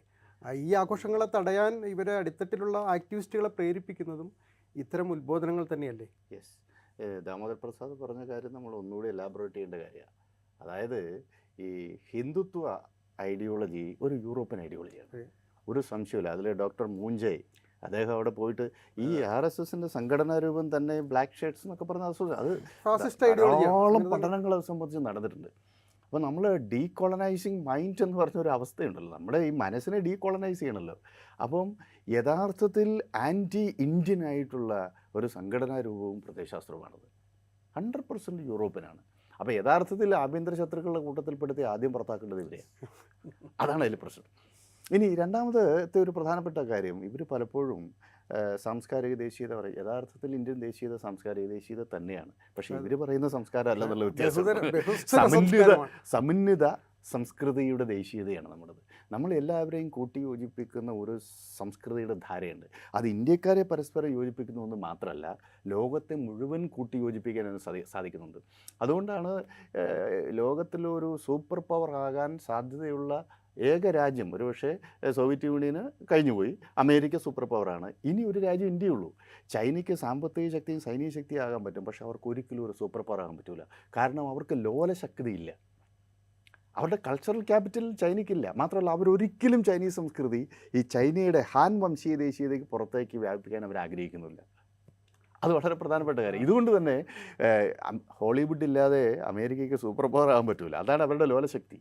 ഇന്ത്യക്ക് സഹസ്രാബ്ദങ്ങളായി നിൽക്കുന്ന ഒരു സംസ്കൃതിയുടെ ഒരു മഹത്തായ പ്രവാഹമാണ്, ധാരയാണ്. അതിൽ ഇടമുറിയാത്ത ധാരയാണ്. അത് ഈജിപ്ഷ്യൻ അതുപോലെ വെസ്റ്റ് ഏഷ്യൻ സംസ്കൃതികളൊക്കെ മൺമറഞ്ഞു പോയെങ്കിലും ഇന്ത്യയിൽ അത് സംഭവിച്ചിട്ടില്ല. ഈ സംസ്കൃതിയിൽ തന്നെയാണ് ഈ ഹിന്ദു രാഷ്ട്രമെന്ന സങ്കല്പത്തിൽ ഇവർ പലപ്പോഴും എടുത്ത് ഉപയോഗിക്കുന്നത് ഈ ചിത്പാവൻ ബ്രാഹ്മിൻസിൻ്റെ ഈ പേഷ്വ ഭരണമാണ്. ഈ ബാജിറാവ് രണ്ടാമൻ പേഷ്വ മുന്നോട്ട് വെച്ചിട്ടുള്ള ഹിന്ദു പാത് ഷാഹി എന്ന സങ്കല്പം പോലും ഇൻക്ലൂസീവാണ്. അവർ കീഴടക്കിയ അവരുടെ സ്വാധീനത്തിൽ വരുന്ന പ്രദേശത്തിലെ മുഴുവൻ ആളുകളെയും കൂട്ടിയോജിപ്പിക്കുന്ന ഒന്നാണ് അവരുടെ ഹിന്ദു പാത് ഷാഹി. പക്ഷെ അതുപോലും അവരെയാണ് മാതൃകയായിരിക്കുന്നത്. മറ്റൊരു മാതൃകയാണ് ശിവജി. യഥാർത്ഥത്തിൽ ശിവജി ഒരു ഹിന്ദുത്വ ഐക്കണാക്കാൻ പറ്റുന്ന ആളല്ല. ശിവജി മഹാനായൊരു മനുഷ്യനാണ്. ശിവജി എങ്ങനെയാണ് തൻ്റെ രാജ്യത്തിലെ സംഘടിപ്പിച്ചത്? കർഷകരോട് എങ്ങനെ പെരുമാറി, സ്ത്രീകളോട് എങ്ങനെ പെരുമാറി, ഇതര വിശ്വാസികളോട് എങ്ങനെ പെരുമാറി, ജാതി വ്യവസ്ഥയ്ക്കെതിരെ എങ്ങനെ നിലപാടെടുത്തു? ഈ വസ്തുത പഠിക്കാനുള്ള ഭാഗ്യം നമുക്കുണ്ടായില്ല. പക്ഷേ ഈ കാര്യം ഒരു ചെറിയ പുസ്തകത്തിൽ പൻസാര പറഞ്ഞു, ആരാണ് ശിവജി. ഇത് പറഞ്ഞതോടുകൂടി അയാൾ വെടിവെച്ച് വന്നു. യഥാർത്ഥത്തിൽ ഈ ഹിന്ദുത്വ ഐക്യനായിട്ട് ഇവർ കൊണ്ടുനടക്കുന്ന ശിവജി, അതല്ലെങ്കിൽ ഈ ഹിന്ദു പാത് ഷാഹി എന്ന സങ്കല്പം, ഇതൊന്നും ഈ 20-ാം നൂറ്റാണ്ടിൽ 21-ാം നൂറ്റാണ്ടിൽ ഇപ്പോൾ ഇവർ പ്രാക്ടീസ് ചെയ്യുന്ന ആശയവുമായിട്ട് പുലബന്ധം പോലുമില്ല. അപ്പോൾ പിന്നെ ഇവരെവിടുന്ന് ഈ ആശയം സ്വീകരിക്കുന്നത്? അവിടെയാണ് ദാമോദർ പ്രസാദ് പറയുന്ന കാര്യം പ്രസക്തമാകുന്നത്. ഇന്ത്യയുടെ സംസ്കൃതിയുമായിട്ടോ ഹിന്ദുയിസവുമായിട്ടോ നമ്മളുടെ സവിശേഷമായ ഫിലോസഫിക്കൽ ട്രഡീഷനായിട്ടോ ഒന്നും പുലബന്ധമില്ലാത്ത യൂറോപ്പിൽ വളർന്നു വന്ന തീവ്രദേശീയതയുടെ സംഘടനാ രൂപത്തിനകത്ത് കെട്ടപ്പെട്ട ഒരു നാരകീയമായ പ്രത്യയശാസ്ത്രമാണിത്. ഇത് കൊണ്ടു നടക്കുന്ന കാലത്തോളം ഇവരും നന്നാവില്ല, ഈ രാജ്യവും നന്നാവില്ല. നമ്മൾ നേരത്തെ പറയാറുണ്ട് കേരളം ഇതിൽ നിന്നൊക്കെ വ്യത്യസ്തമായൊരു സ്ഥലമാണ്, കേരളത്തിലൊന്നും നടക്കില്ല എന്നാണ് നമ്മൾ എപ്പോഴും അവകാശപ്പെട്ടിരുന്നൊരു സംഗതി. ഇപ്പോൾ പാലക്കാടാണ് സംഭവം ഉണ്ടായത്. കഴിഞ്ഞ ദിവസം ഒരു കൊലപാതകം നടന്നു, ഒരു വംശീയ കൊലപാതകം, ആൾക്കൂട്ടം നടത്തിയൊരു വംശീയ കൊലപാതകം. ഇപ്പോൾ അവിടെയും പാലക്കാടാണ് ഇത് തന്നെ സംഭവിക്കുന്നത്. കേരളത്തിൽ ഇത് നടക്കില്ല എന്നൊക്കെ നമ്മൾ വെറുതെ പറയുന്നതല്ലേ? കേരളത്തിൽ നടക്കുന്നുണ്ടല്ലോ. കേരളത്തിൽ മുമ്പ് നടന്നിട്ടുണ്ട്, മധുവിനെ കൊന്നില്ല, ആൾക്കൂട്ട കൊല. അതുപോലെ തന്നെ കുറച്ച് കാലം മുമ്പാണ്, എനിക്ക് തോന്നുന്നു ഒരു 2-4 കൊല്ലം മുമ്പാണ് മോഹൻ ഭഗവത് വന്നിട്ട് ഒരു സ്കൂളിൽ, പാലക്കാട് സ്കൂളിൽ എന്തോ ഒരു പരിപാടി നടന്നിട്ടില്ല. അപ്പോൾ അങ്ങനെയൊക്കെ ഒരു തരത്തിൽ കേരളത്തിൻ്റെ അകത്ത് ഈ RS വളരെ ശക്തമായ സംഘടനയാണ്. കേരളം നമ്മൾ കാണാതിരിക്കരുത്. കേരളത്തിൻ്റെ അകത്ത് ഈ ഒരുപക്ഷെ ഈ എന്താ പറയുക 25 ഇതിന് തൊട്ട് പിന്നാലെ തന്നെ കേരള ശാഖരൂപീകരണം നടന്നിട്ട് നമുക്ക് എല്ലാവർക്കും കുറ്റിപ്പുറത്ത് ഡോക്ടർ BS മുജി കുറ്റിപ്പുറത്ത് വരികയും, അപ്പോൾ വ്യാപകമായി ശാഖയുള്ള ഒരു സ്ഥലമാണ് ഇത്. അപ്പോൾ RSന് അടിത്തട്ടിൽ ഒരു വലിയ പ്രവർത്തനമുണ്ട് ആ ശാഖകളുമായി ബന്ധപ്പെട്ട്. അത് നമ്മൾ ആ സംഘടനയുടെ സ്വഭാവം അനുസരിച്ച് പ്രത്യക്ഷത്തിൽ കാണുന്നില്ല മാത്രമേ ഉള്ളൂ. പക്ഷേ റൂട്ട് മാർച്ചും പലതരം പണ്ട് ക്ഷേത്രങ്ങൾ കേന്ദ്രീകരിച്ച് ഇവർക്ക് RSന് എന്താണ് ഈ ഡ്രില്ല് ഉണ്ടായിരുന്നു സ്ഥിരമായിട്ട്. അങ്ങനെയുള്ള ശാഖകളും ശാഖിൻ്റെ ഭാഗമായിട്ട് എല്ലാ ദിവസം വൈകുന്നേരങ്ങളിൽ ഡ്രില്ലുണ്ട്. ഇതൊക്കെ എത്ര കാര്യം എനിക്ക് തോന്നുന്നു എൻ്റെ ചെറുപ്പം പോലെ തന്നെ ഞാൻ കാണുന്നുണ്ട്. ചെറുപ്പം ഞാൻ പറഞ്ഞ 80 തുടക്കത്തിലൊക്കെ ഞാനിത് കാണുന്നുണ്ട്, നമ്മുടെ അമ്പലത്തിലൊക്കെ കാണുന്നുണ്ട്. പിന്നെ ഇടക്കാലത്ത് നിന്നുപോയി. പിന്നെ ഇടവർഷ ഗവൺമെൻറ് മറ്റു വേറെ സമയത്ത് ഇപ്പോൾ എനിക്ക് തോന്നുന്നു അത് നിയന്ത്രിച്ചിട്ടുണ്ട്. അത് കഴിഞ്ഞ ഗവൺമെൻറ് കഴിഞ്ഞ തൊട്ട് മുമ്പുള്ള സമയത്ത് ഓർഡർ വഴി തന്നെ ദേവസ്വം സ്ഥലങ്ങൾ അത് കാണിക്കാൻ പാടില്ലെന്ന് നിർദ്ദേശം വന്നിട്ടുണ്ട്. പക്ഷേ അപ്പോൾ വലിയൊരു സംഘടന സംവിധാനം കയറുന്നത് പ്രത്യക്ഷത്തിലൂടെ കാണില്ല. കാര്യം ഒരു സീക്രട്ടറി സ്വാധീനം ഉള്ളതുകൊണ്ട് അത് നമ്മൾ പ്രത്യക്ഷ. പക്ഷേ വലിയൊരു സംഘടന ഉണ്ട്. അവർക്ക് നമ്മുടെ പോലീസിലും ആണെങ്കിലും അതുപോലെ പല മേഖലയിലും RSൻ്റെ ആൾക്കാരും ഉണ്ട്, സംഘടനാ സംവിധാനം. ആ പക്ഷേ നമ്മൾ മറ്റ് സംഘടനപ്പെട്ട ആൾക്കാരെ പെട്ടെന്ന് ഐഡൻറ്റിഫൈ ചെയ്യാൻ പറ്റും. ഇത് അങ്ങനെ എളുപ്പമല്ല ഐഡൻറ്റിഫൈ ചെയ്യാൻ. കാര്യം ആ ഓർഗനൈസേഷൻ്റെ സ്വഭാവമുണ്ട്. അതിന് ആ ഓർഗനൈസേഷൻ പ്രവർത്തന രീതിയിൽ അങ്ങനെയാണ്, വലിയ ഡീപ്ലി കമ്മിറ്റഡ് ആണ്. അത് പവറായിട്ട് തന്നെ റിലേഷന് വേറെ വ്യത്യാസമാണ്. കാര്യം നേരിട്ട് പവർ പോയി മറ്റ് സംഘടന നേരിട്ട് പവർ പോയി ഓക്യുപ്പൈ ചെയ്യലല്ല ചെയ്യുന്നത്. അത് സോഷ്യൽ പവറിലാണ് അവരുടെ കൂടുതൽ താല്പര്യം. സോഷ്യൽ പവറിലൂടെ വല്ല പിന്നെ സ്ഥിരമായിട്ട് എല്ലാവരും കൂട്ടിയിരുന്ന കാര്യം പണ്ട് BJP 84 തോന്നുന്നുണ്ട് ഇലക്ഷൻ തോറ്റ ശേഷം രാജഗോപാൽ ഒവിജനെ കാണാൻ പോയ കാര്യം. ഒവിജനെ കണ്ടപ്പോൾ ഒവിജൻ വളരെ ഇതായിട്ട് ചോദിക്കുന്നുണ്ട് രാജഗോപാലിനോട് ഈ തോറ്റ രാജഗോപാലിന് അത് യാതൊരു തരത്തിലും പ്രശ്നമില്ല. കാര്യം എത്ര ദീർഘകാലം വെയിറ്റ് ചെയ്യാൻ, അങ്ങനെ എത്ര മറ്റ് സംഘടന പോലെ ഒരു അധികാരം തുടരും. അപ്പോൾ അതിനു വേണ്ടി പ്രയത്നിക്കാൻ, അതിനു വേണ്ടി തയ്യാറെടുക്കാനൊക്കെ അപ്പോൾ ആ സംഘടനയുടെ സ്വഭാവം അതാണ്. അപ്പോൾ അതിന് ദീർഘവീക്ഷണം എന്നാണ് വിളിക്കാറില്ല, അതിന് ദീർഘവീക്ഷണം എന്നാണോ അതിന് വിളിക്കേണ്ടത് എനിക്കല്ല. പക്ഷേ എന്തായാലും ആ ഒരു സ്റ്റാമിന എന്നുള്ളത് ആ സംഘടനയ്ക്കുണ്ട്. അതൊക്കെ മറ്റുള്ള സംഘടനകൾക്കും സ്വീകരിക്കാവുന്ന മാതൃകയുണ്ടോ? കാര്യം ഉടനടി എല്ലാം ചെയ്തെടുക്കുക എന്നുള്ളതിനേക്കാൾ ഒരു സാമൂഹ്യമായ പ്രവർത്തനം സോഷ്യൽ മൊബിലൈസ് ചെയ്താണ് പ്രവർത്തനം നടത്തണം എന്നുള്ള പ്രധാനപ്പെട്ട കാര്യം തന്നെയാണ്. അപ്പോൾ അങ്ങനെ കേരളത്തിലുണ്ട്. പക്ഷേ ഇവിടെ അതിൻ്റെ അകത്ത് ഭാഗമായിട്ട് ക്രിമിനലുകളുണ്ട്. ക്രിമിനൽ രാഷ്ട്രീയം ഇതിനകത്ത് പ്രോത്സാഹനപ്പെടുന്നുണ്ട്. ആ ക്രിമിനൽ രാഷ്ട്രീയം പ്രോത്സാഹനപ്പെടുന്നത് അവർക്ക് സംബന്ധിച്ച് താങ്ങും തണലും ഈ ക്രിമിനൽ പ്രവർത്തനം പിന്തുണയും കിട്ടുന്നുണ്ട്. അതിൻ്റെ ഭാഗമായിട്ടാണ് ഈ ഇന്നലത്തെ ആക്ടിവിറ്റി നടന്ന് പല സ്ഥലങ്ങളും നടത്തുന്നുണ്ട്. ഈ ക്രിമിനൽ സംഘങ്ങൾ അതിൻ്റെ ഭാഗമായി നിന്നുകൊണ്ട് ആക്ടിവിറ്റി നടത്തുന്നുണ്ട്. അപ്പോൾ ഇതിൻ്റെ ഭാഗമാണ് കാര്യത്തിൽ ക്രിമിനൽ ആക്ടിവിറ്റികൾ നടത്താനായിട്ട് കാര്യം. ഇതൊക്കെ എപ്പോഴും എനിക്ക് തോന്നുന്നു കേരളത്തിൽ ഈ വ്യാപക രാഷ്ട്രീയ കൊലപാതകം ഉണ്ടാകുന്നതിൻ്റെ ഭാഗഘട്ടത്തിൽ ഇത്തരം ക്രിമിനലുകളെ റിക്രൂട്ട് ചെയ്യപ്പെട്ടെന്ന് ഞാൻ സംശയിക്കുന്നുണ്ട്. സംഘടനയിലേക്ക് രാഷ്ട്രീയ കൊലപാതകം റിക്രൂട്ട് ചെയ്യപ്പെടുകയും ഇത്തരം ആൾക്കാർ ആ വിഭാഗമാണ് ഈ പോയി ആക്രമണം നടത്തുന്നത്. അപ്പോൾ ഉത്തരവാദിത്തം ഏറ്റെടുക്കണം. ഇത് തങ്ങളുടെ സംഘടനയിൽ പെട്ടത് ഇപ്പോൾ പുതിയൊരു കോൺഗ്രസ്സുകാരും സി പി എംകാരും ഉണ്ടെന്നൊക്കെയുള്ള വിമർശനം, ആരോപണം എല്ലാം നിഷേധിക്കണം. പക്ഷേ എന്തായാലും ഏത് സംഘടന പ്രവർത്തകരാണെങ്കിലും ആ സംഘടന ഉത്തരവാദിത്തം അവരെ പുറത്താക്കുകയും പരസ്യമായിട്ട് തള്ളിക്കളയുകയും ചെയ്തില്ലെങ്കിൽ കേരളത്തിൻ്റെ സാംസ്കാരിക, നിങ്ങൾ പറഞ്ഞ വളരെ വ്യത്യാസം. ഈ നമ്മുടെ സാംസ്കാരിക ദേശം കേരളത്തിൻ്റെ ഒരു സവിശേഷ സ്വഭാവമുണ്ട്. കാര്യം കേരളത്തിൻ്റെ ഒരു പാരമ്പര്യം എന്ന് പറയുന്നത് വേറൊരു കേരളത്തിന് ആധുനിക സമൂഹ രൂപീകരണം വേറെ രീതിയിലാണ്. അതിനൊരു രഥം പൊരുത്തോടെ. കാര്യം മനുഷ്യാവകാശത്തിനൊക്കെ വലിയ പ്രാധാന്യം കൊടുക്കുന്ന ഒരു സാമൂഹ്യ വ്യവസ്ഥ കേരളത്തിലുണ്ട്. എന്തൊക്കെ തന്നെ തിരിച്ചടികൾ നമുക്കുണ്ടെങ്കിലും നമ്മളൊരു ആക്രമണത്തോട് അപ്പം പ്രതികരിക്കുന്ന സമൂഹമാണ്. നമ്മുടെ രാഷ്ട്രീയ കൊലപാതകം അപ്പം പ്രതികരിക്കും നമ്മുടെ പൊതുസമൂഹം. ആ സംഘടനയെ ശിക്ഷിക്കുന്ന സ്വഭാവം കേരളത്തിലുണ്ട്. അപ്പോൾ അതുകൊണ്ട് കേരളത്തിൽ അതങ്ങനെ പ്രതികരിക്കുന്ന സ്വഭാവമാണ് കേരളത്തിലുള്ളത്. അതുകൊണ്ട് ഇതൊക്കെ നോക്കും കണ്ടൊക്കെ പ്രവർത്തിക്കുന്നതായിരിക്കും RSനും BJPക്കും നല്ല. അല്ലാണ്ട് നിങ്ങളുടെ ഇഷ്ടാനുസരണം പ്രവർത്തിക്കുന്ന സ്ഥലമല്ല കേരളം. ഉത്തർപ്രദേശോ ഉത്തരേന്ത്യയോ അല്ല കേരളത്തിലുള്ള കാര്യം വളരെ വ്യക്തം. പിന്നെ വേറൊരു കാര്യം കൂടി പ്രധാനപ്പെട്ട കാര്യം തന്നെ, കേരളം സംബന്ധിച്ചിടത്തോളം നമ്മൾ കേരളം വളരെ പവിത്ര മനോഹരമായിട്ടുള്ള സ്ഥലമായിട്ട് കാണുന്നതിനെക്കുറിച്ച് എനിക്ക് ചില അഭിപ്രായ വ്യത്യാസമുണ്ട്. കാര്യം അത് വിശദമായിട്ട് ആലോചിക്കേണ്ട. കേരളത്തിലും ഇതുപോലുള്ള സാമൂഹ്യ ശക്തികളും സാമൂഹ്യ രൂപീകരണം നടക്കുന്നുണ്ട്. അതിൻ്റെ ഭാഗമായിട്ട് പലതരം പിന്തുണയും കിട്ടുന്നത് നമുക്ക് അത് എനിക്ക് അത് പ്രത്യേകമായി തന്നെ പരിഗണിക്കേണ്ട വിഷയമാണ്. അതുകൊണ്ട് അതിൻ്റെ ഒരു സവിശേഷത അതിൻ്റെ പല ഘടകങ്ങളും അതിൻ്റെ അകത്ത് വർക്കുന്നത്. പക്ഷേ എന്നിരുന്നാലും നമ്മളിതിനെ കുറച്ച് കാണേണ്ടതില്ല. ഇതുപോലെ പ്രവർത്തനങ്ങൾ പല സ്ഥലത്തുണ്ട്.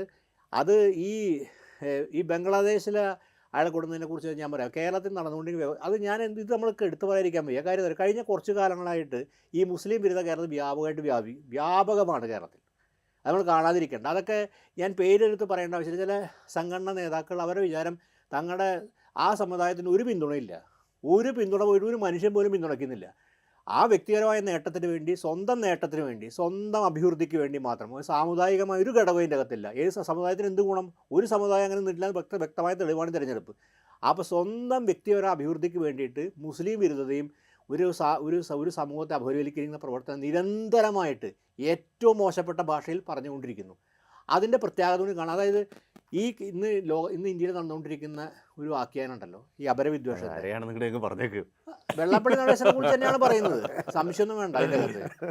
പിന്നെ രണ്ടാമത്തെ കാര്യം വെച്ചിട്ടുണ്ടെങ്കിൽ ഇതിൻ്റെ അകത്ത് ഇന്ത്യയിൽ നടക്കുന്ന ഈ പുതിയൊരു ആഖ്യാനം അപരവിദ്വേഷം ബംഗ്ലാദേശികൾക്ക്, ഇപ്പോൾ ബംഗാളിലൊക്കെ വെസ്റ്റ് ബംഗാളിലൊക്കെ വ്യാപനം നടക്കുന്ന ഈ അവിടെ ബി ജെ പി അവിടെ ഈ പ്രാവശ്യം അധികാരം പിടിക്കാൻ നോക്കുന്ന മുഴുവൻ ആ ഇത് ഉപയോഗിച്ചുകൊണ്ടാണ് ഈ മൈഗ്രൻ്റ് ലേബറേഴ്സ്. ഇതൊക്കെ നമ്മൾ യൂറോപ്പിൽ കാണുന്ന കുടിയേറ്റക്കാരുള്ള ഒരു ഇതൊക്കെ ഇതിൻ്റെയൊക്കെ ഒരു റിസൾട്ടാണ് നമ്മൾ ഇന്നലെ കഴിഞ്ഞ ദിവസങ്ങൾ കണ്ട രാം നാരായണൻ്റെ കൊലപാതകം, ആൾക്കൂട്ട കൊലപാതകം കണ്ടത്. ഈ വിദ്വേഷത്തിൻ്റെ സൃഷ്ടിയാണ്. ഈ വിദ്വേഷം പ്രചരിപ്പിക്കുമ്പോൾ അത് ചെയ്യാൻ ധൈര്യം വരുന്ന ആൾക്കാർക്ക്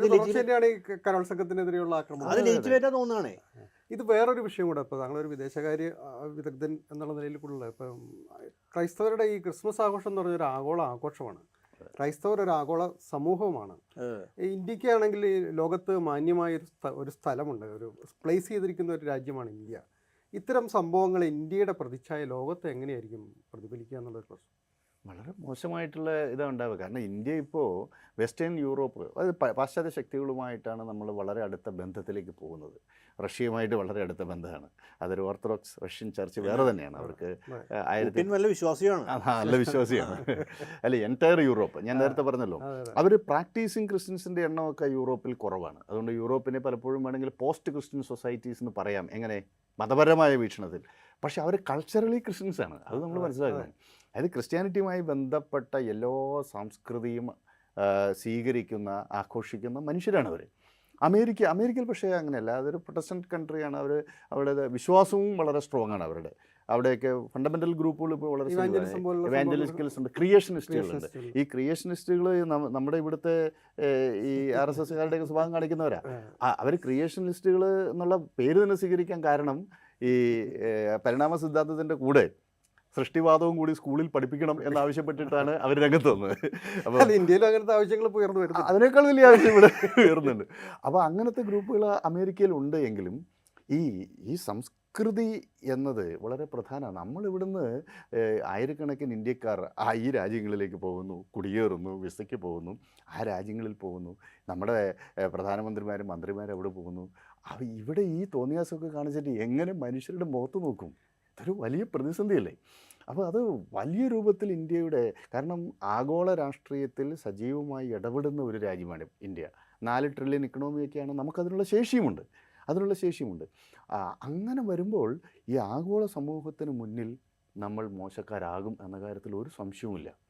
അതുപോലെ നമ്മളുടെ ഈ സാംസ്കൃതിയുടെ ശക്തി ഉണ്ടല്ലോ, ഇന്ത്യയുടെ ഈ ലോലശക്തി, അത് പല കാര്യങ്ങളിൽ ഉപയോഗിക്കുന്നതിലും നമുക്ക് പ്രതിസന്ധി ഉണ്ടാകും. ഇതിനുള്ള ഒരു പ്രധാനപ്പെട്ട കാരണം ഞാൻ കാണുന്നത് ഈ 91 ശേഷം ആഗോള അടിസ്ഥാനത്തിൽ തന്നെ ഒരു വലതുപക്ഷത്തിൻ്റെ ഒരു മുന്നേറ്റം ഉണ്ടായിട്ടുണ്ട്. നമ്മൾ കൺസർവേറ്റീവ് റവല്യൂഷൻ എന്നാണ് പറയുന്നത്. അത് യൂറോപ്പിലും അമേരിക്കയിലും ഒക്കെ ഉണ്ടായിട്ടുണ്ട്. ഈ കുടിയേറ്റ വിരുദ്ധ പ്രസ്ഥാനങ്ങളൊക്കെ അവിടെ ശക്തിപ്പെടുന്ന ആ ഒരു പശ്ചാത്തലത്തിലാണ്. പക്ഷേ അവിടെ അതിനോടൊപ്പം തന്നെ ഇപ്പം പുതിയ തരത്തിലുള്ള ഇടതുപക്ഷ മൂവ്മെൻറ്റും വരുന്നുണ്ട്. അവർ പക്ഷേ അതിനെ ഡെമോക്രാറ്റിക് സോഷ്യലിസം അല്ലെങ്കിൽ ലിബറൽ സോഷ്യലിസം എന്ന പല പേരിലൊക്കെയാണ് പറയുന്നത് എന്നാണ്.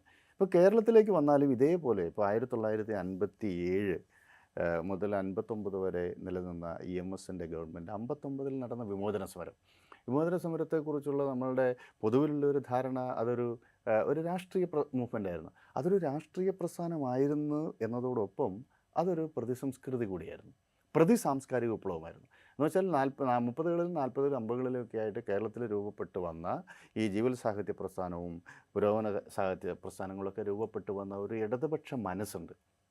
അവരെല്ലാം കമ്മ്യൂണിസ്റ്റുകാരാണെന്നോ സോഷ്യലിസ്റ്റാണെന്നൊന്നും അർത്ഥമില്ല. പക്ഷേ മനുഷ്യനെ പ്രതി ഒരു തുല്യതാ സങ്കല്പം എല്ലാം പുലർത്തുന്ന ഒരു മനോഭാവ സൃഷ്ടിയുണ്ട്. അത് ഈ ജാതി മതം എന്നതിനൊക്കെ അപ്പുറത്ത് മനുഷ്യൻ എന്ന ഒരു സമത്വ സങ്കല്പമുണ്ട്. ആ അർത്ഥത്തിൽ അതിനെ ഒരു കൾച്ചറൽ ലെഫ്റ്റ് എന്ന് പറയാം. ആ സങ്കല്പത്തിൻ്റെ വിപരീത ദിശയിലാണ് 1959 വിമോചന സമരം പോയത്. വിമോചന സമരം വളരെ കൃത്യമായി മത സാമുദായിക അടിസ്ഥാനത്തിലുള്ള സംഘാടനവും ഏകീകരണവുമാണ് അവിടെ നടന്നത്. അതിനുശേഷം പിന്നെ അതിൽ നിന്നുണ്ടായിട്ടുള്ള UDF ഒക്കെ ഡെമോക്രാറ്റൈസ് ചെയ്തു എന്നുള്ളതൊക്കെ ശരിയാണ്. പക്ഷേ സംസ്കൃതിയുടെ രംഗത്ത് ഒരു കൾച്ചറൽ റൈറ്റിനെ 60കളിലും 70കളിലും 80കളിലും ഒക്കെ ആയിട്ട് ശക്തിപ്പെടുത്തുന്നതിൽ ഈ വിമോചന സമരം വ്യാപിച്ചിട്ടുണ്ട്. ഇതിൻ്റെ ഒരു പ്രശ്നം എന്താ വെച്ചാൽ ഈ ആഗോളീകരണം കൂടെ കേരളത്തിലേക്ക് വന്നതോടുകൂടി ഈ വളരെ കൾച്ചറലി റൈറ്റായിട്ട് നിൽക്കുന്ന ആളുകൾ പലപ്പോഴും പൊളിറ്റിക്കലി ലെഫ്റ്റായിരിക്കും. അവൻ്റെ ഈ സാംസ്കാരിക വലതുപക്ഷ സമീപനം അവൻ പലപ്പോഴും പുറത്ത് പറയില്ല. ജാതി വീട്ടിൽ തന്നെ വയ്ക്കും, പുറത്തേക്ക് ഇറങ്ങുമ്പോൾ അവൻ ജാതി മാറ്റി വയ്ക്കും. പക്ഷേ ഇന്നത്തെ ഒരു ആഗോള സാഹചര്യവും ഇന്ത്യൻ സാഹചര്യത്തിലൊക്കെ ഈ വലതുപക്ഷ ബോധ്യത്തോടെ ജീവിക്കുന്ന ജാതിമത സ്വത്വങ്ങളെ തലോടുന്ന മിഡിൽ ക്ലാസ്സിനും അക്കാഡമീഷ്യൻസിനും സമൂഹത്തിലെ മാന്യന്മാരാണെന്ന് നമ്മൾ കരുതുന്ന ആളുകൾക്കൊക്കെ പ്രകടമായി അവൻ്റെ മതം പറയാൻ മടിയില്ലാത്ത ഒരവസ്ഥയിലേക്ക് വന്നിരിക്കുന്നു.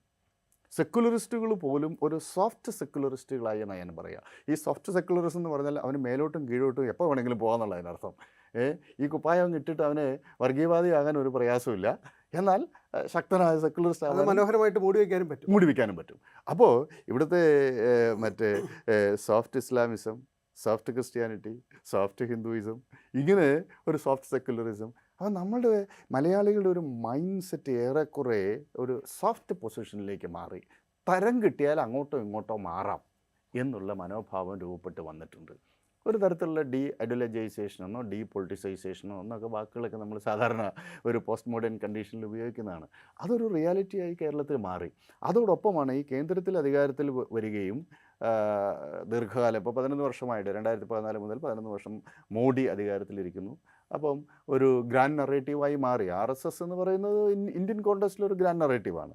BJP എന്ന് പറയുന്നത് രാഷ്ട്രീയ പാർട്ടി എന്നതിൽ ഈ ആക്സെപ്റ്റബിലിറ്റി കൂടി ഉപയോഗപ്പെടുത്തി വലതുപക്ഷ സമീപനം സ്വീകരിക്കുന്നത് ശരിയാണ്, അത് മാറ്റി നിർത്തപ്പെടേണ്ട ഒന്നല്ല എന്ന ഒരു പൊതു മനോഭാവ നിർമ്മിതി കൂടി കേരളത്തിൽ വരുന്നുണ്ട്. അത് അപകടകരമാണെന്നാണ് ഞാൻ പറയുന്നത്. അവിടെയാണ് പ്രശ്നം. ഇതിനു മുമ്പ് അങ്ങനെയല്ല. ഇതിനു മുമ്പ് നമ്മൾ RSകാരില്ല എന്നുള്ളതിന് അർത്ഥമില്ല. താങ്കൾ സൂചിപ്പിച്ച കറക്റ്റ്. ഈ കോഴിക്കോട് ആദ്യത്തെ RSS ശാഖ ഉണ്ടായ സ്ഥലമാണ്. വെള്ളയിൽ 1942 മറ്റോ ഉണ്ടാവുന്നുണ്ട്. അപ്പം അന്ന് മുതലേ 40കളിൽ തന്നെ കേരളത്തിലെ ഈ RSS പോക്കറ്റുകളുണ്ട്, ജനസംഘത്തിൻ്റെ പോക്കറ്റുകളൊക്കെ ഉണ്ട്. പക്ഷെ അതെല്ലാം ഒരു ചെറു ന്യൂനപക്ഷത്തിൽ അത് ഒതുങ്ങി നിന്നു. അതിനപ്പുറത്തേക്ക് അതൊരു ബഹുജനങ്ങളെയോ ഹിന്ദു ജനസാമാന്യത്തെയോ ബാധിക്കുന്ന ഒന്നായി മാറിയില്ല. മാത്രമല്ല ബഹുജനങ്ങൾ എന്ന് പറയുന്ന മലയാളികൾ അതെല്ലാം കുറച്ച് മനുഷ്യരുടെ അതവരുടെ ഏർപ്പാടാണ്. അവരെ സംശയത്തോടു കൂടി വീക്ഷിക്കുകയും ചെയ്തിരുന്നു. അത് ഇല്ലാതായി എന്നതുകൂടി നമ്മൾ പരിശോധിക്കേണ്ട ഒരു കാര്യമാണ്. കേരള സമൂഹത്തിലുണ്ടായിക്കൊണ്ടിരിക്കുന്ന ഈ മാറ്റങ്ങളെ മറ്റൊരു തരത്തിൽ പരിശോധിക്കേണ്ടതാണെന്ന് എനിക്ക് തോന്നുന്നത്. ലോകം മുഴുവൻ ആഘോഷിക്കുന്ന ക്രിസ്തുമസ് ആഘോഷങ്ങൾക്കെതിരെ ഇന്ത്യയിൽ ഉയർന്നു വന്ന പലതരത്തിലുള്ള എതിർപ്പുകൾ, അതുപോലെ തന്നെ അക്രമങ്ങൾ, ഇതൊക്കെ തന്നെ ഒരു മതേതര ജനാധിപത്യ ബഹുസ്വര സമൂഹമായ ഇന്ത്യയുടെ അത്തരമൊരു സങ്കല്പത്തെ തന്നെ അട്ടിമറിക്കുന്നതോ അല്ലെങ്കിൽ ആ സങ്കല്പത്തെ തന്നെ തകർക്കുന്നതോ ആയി മാറിയിരിക്കുന്നു എന്നുള്ള കാര്യത്തിൽ സംശയമില്ല. ഇന്ത്യയുടെ ജനാധിപത്യത്തിൻ്റെ ഭാവിയെ തന്നെയാണ് ഇത്തരം സംഭവങ്ങൾ മുൾമുനയിൽ നിർത്തുന്നത്. തീർച്ചയായും വളരെ ഗൗരവമായി സമൂഹം കാണേണ്ട വിഷയങ്ങളാണ്. ഏത് സമൂഹത്തിനും അവരുടെ ആഘോഷങ്ങൾ നടത്താനും ആ ആഘോഷങ്ങളിൽ ഇതര സമൂഹങ്ങൾക്ക് പങ്കാളി ആകാനുമൊക്കെയുമുള്ള അവകാശമാണ്. അത്തരത്തിലുള്ള കളരലുകളാണ് ഇന്ത്യയുടെ സംസ്കാരത്തെ, ഇന്ത്യയുടെ ജനാധിപത്യത്തെ നിലനിർത്തുന്നത്. അതിനെതിരായിട്ടാണ് ഇത്തരം എല്ലാ അക്രമങ്ങളും ആക്രോശങ്ങളും നിയമനിർമ്മാണങ്ങളും ഒക്കെ തന്നെ നടപ്പാക്കപ്പെടുന്നത്. ഇത് വളരെ ഗൗരവപൂർവ്വമായി കാണേണ്ട ഒരു സംഗതിയാണ്. ഈ ചർച്ചയിൽ പങ്കെടുത്ത PJ വിൻസെൻറ്റിനും അതുപോലെ തന്നെ ദാമോദർ പ്രസാദിനും നന്ദി. എല്ലാവർക്കും നന്ദി.